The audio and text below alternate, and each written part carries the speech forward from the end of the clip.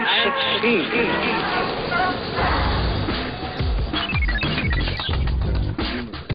Avi Gerver now photographs sporting events, entertainment shows, and other events in such distinguished venues as the Madison Square Garden.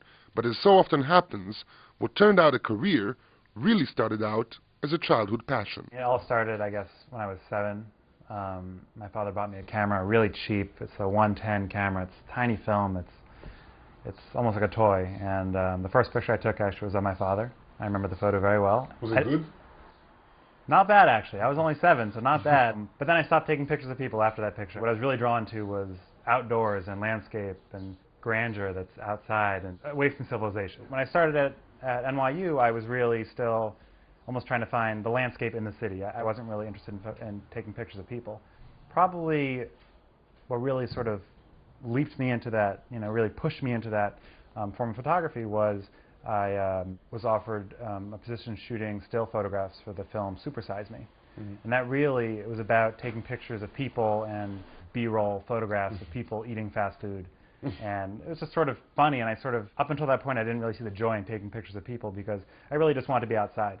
And the following summers when I was an intern at Madison Square Garden, and then from there, it just sort of all snowballed. What do you like better, doing sports events or stage shows, or what do you like to shoot best? If you had told me when I was 7 years old when I got my first camera that there was a chance I'd be photographing sports, I would have told you you're lying. But that to me is the ultimate, because growing up in Boston, big sports town, the idea that I can be up close and shoot sports, I mean, it's unreal. I still don't really believe it, and I feel very fortunate. And that's probably, nothing beats sort of being a part of what you love. When you're photographing these things, you're really a part of it. I mean, when I was shooting a hockey game a few months ago, a puck hit my lens. So, you're really almost like you're in the game, and it's absolutely unreal. Danger in the line of duty. Yeah, exactly. I know you grew up Orthodox, and so you had a Jewish education, a Jewish grounding. Do you feel that you bring something from this when you shoot a picture, in the way that you look at things, or in what you're looking for in a picture? Given how I was raised, not as much as you would think. I mean, I was raised, Orthodox, going to synagogue, every Saturday morning, keeping kosher, and taught very clearly, what it says in the Torah is, this is right, this is wrong, this is how you have to live your life. So to go from that to now, where my relationship to Judaism is much more just about tradition, it's sort of a really big change, and I'm actually sometimes surprised about how much I've departed from that.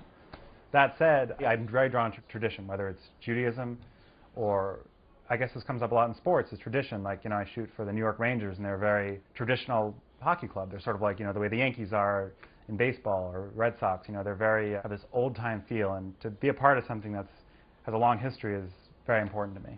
What was the turning point from being, a good Orthodox boy to being more secular, still very close to tradition, but not observant anymore, and so forth and so on? So through the end of high school, I was very religious. I wanted to take a year off and study in Israel. I thought that would propel me into being an extremely spiritual person, but what I found was that I was just disgusted by what was going on in this supposedly very spiritual place. Not Israel, but rather this yeshiva. And so I sort of left a bad taste in my mouth. And I didn't change right away then, but then when I went to NYU, I found that I never really forgot about what happened in Israel, and I sort of was drawn to being friends with people who weren't part of that world. And so, probably by sophomore year of NYU, I sort of just decided that it wasn't for me. What did it feel like? Like the first time you drove on a Saturday, or the first time you didn't keep kosher? I felt like I was cheating on God or something. It's like, it felt extremely wrong. Do you still feel extremely wrong? Not really. It's sort of like, if you were cheating on a woman, probably, first time, oh my gosh. But, if you go years and years doing that, you don't even, it's just normal, So right. It's probably similar to that. So what is your sense of Judaism now? I feel like I'm in a transition period right now, honestly. I don't know where I'll be in 10 years, because 10 years ago I was completely different. So mainly my connection now is with the tradition, and that's often hard to get, around here, because either you value the tradition and you're very strict and you're Orthodox, or you are less religious and you don't really want to follow the traditions exactly. You want to sort of modify it. Because I feel like because of my Orthodox upbringing, I feel uncomfortable modifying things. Right. I want to sort of choose which things I want to do.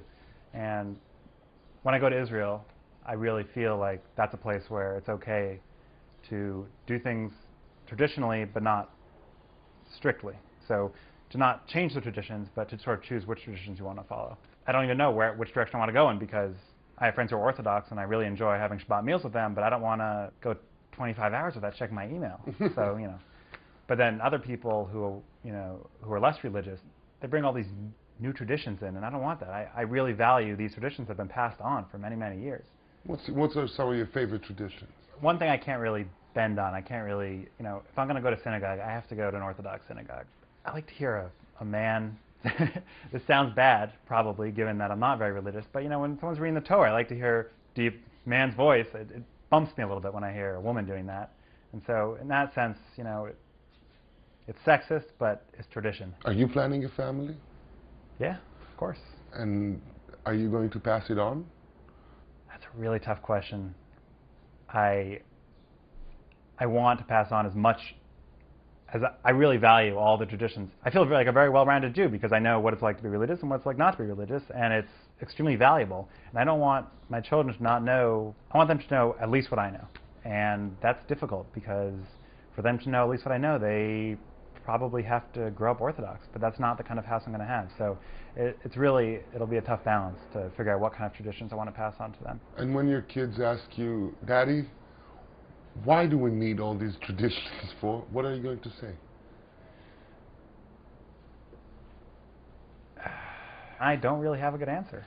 It's our responsibility. I mean, it's my responsibility to pass this on because it's just going to disappear if I don't pass it on. I think the big problem is that people feel like they need to be, pigeonholed into some sort of, are they Reform or conservative or Orthodox, and that's really not what it's about.